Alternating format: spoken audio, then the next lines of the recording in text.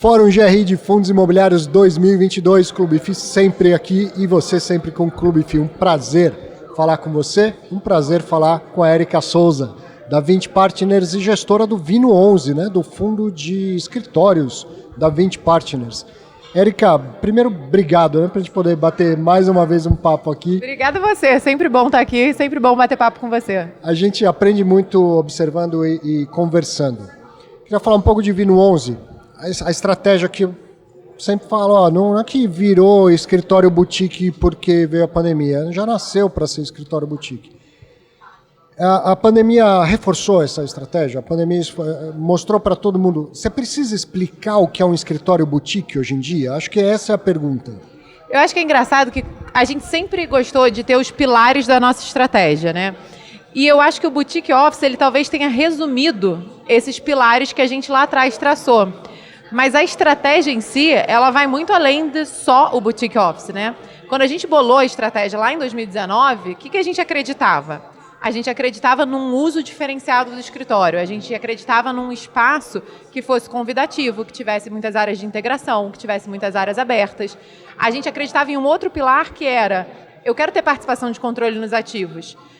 Como é que eu vou ter participação de controle mantendo um fundo diversificado? Então, o Boutique Office, ele é uma união de vários pontos da nossa estratégia que, nesse momento, se convergem nesse tipo de ativo que a gente está chamando de Boutique Office. Mas a estratégia por trás do Boutique Office, ela vai muito além. Ela vai no fato da gente querer ter a participação de controle, mantendo a diversificação, é a questão de como a gente está usando, é a questão do tipo de locatário que a gente quer ter. A gente quer ter um locatário que dê valor para esse uso diferenciado, que procure esse tipo de ativo, que queira parcerias de longo prazo. Então, a gente tem muito contratos atípicos, porque o contrato atípico ele só existe porque são ativos muito específicos e diferenciados.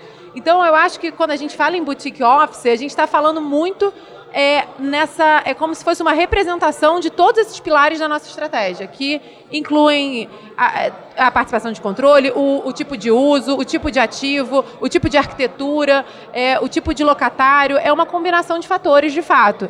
E eu acho que isso tudo foi ficando muito mais evidente, de fato, pós-pandemia, né? Mas ela sempre foi nossa estratégia e continua sendo, sem dúvida. Eu acho que, sim, depois da pandemia, não precisa tanto explicar qual é o conceito, todo mundo entendeu. E quem já vem trabalhando em lugares assim, percebe o valor disso. Você falou, o inquilino, ele vê valor. Isso resulta em valor de locação também? E uma outra pergunta que eu queria te fazer é, esse conceito, ele precisa estar concentrado em São Paulo, um pouquinho no Rio de Janeiro, ou dá para espalhar? Tem uma empresa que vê valor nesse tipo de escritório, você pode encontrar ativos fora do eixo do São Paulo para ela. A questão do locatário que procura esse ativo, ele é muito nítido para a gente em relação a valor, principalmente quando você é obrigado a testar o mercado. E a gente teve que fazer isso 2 vezes até agora, né?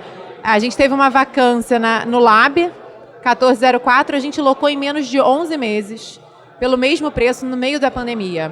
Depois a gente passou por um caso similar com o Cardeal Corporate, que era um prédio que a gente tinha comprado também no meio da pandemia, ia ser alocado para Camicado, e eles renunciaram o contrato e a gente, em menos de 8 meses, conseguiu locar acima do valor que a gente tinha anteriormente. Por quê? Porque a gente teve locatários procurando especificamente esse ativo. Então, eu acho que a gente vê muito o valor do ativo e essa procura do locatário quando a gente está testando o mercado. É nessa hora que a gente vê que realmente esse valor ele existe e que o locatário vai pagar por aquilo.